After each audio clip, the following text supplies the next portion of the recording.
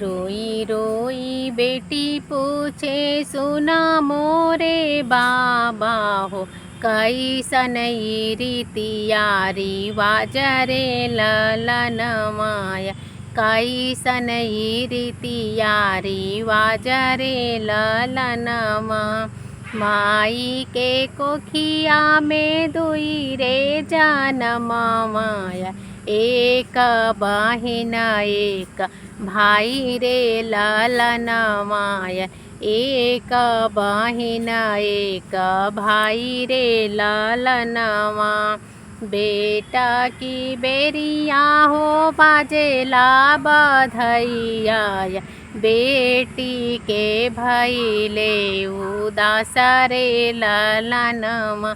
अरे बेटी भैली मनमा उदास रे ललनमा।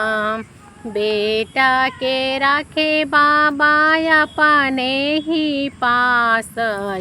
बेटी के भेजले ससुराल रे ललनमा। अरे बेटी के भेजौले ससुराल रे ललनमा।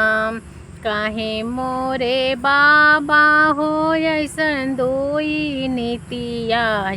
काहे के ऐसन भेद भाव रे ललनमा।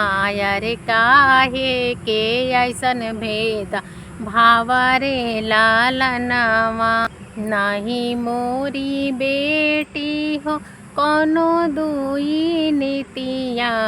रे नहीं कोनो बाटे भेद भाव रे ललनमा। रे नहीं कोनो बाटे भेद भाव रे ललनमा। तुहरो जनमा बेरिया बाजेला बधैया।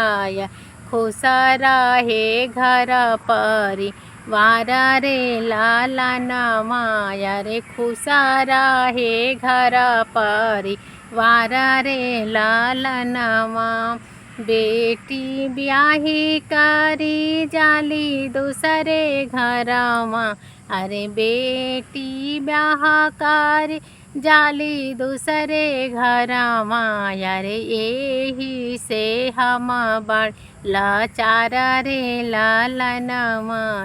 यही से हम बड़ लाचार रे ललनमा।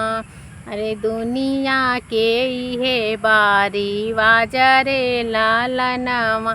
अरे दुनिया के इहे व्यवहार रे ललनमा।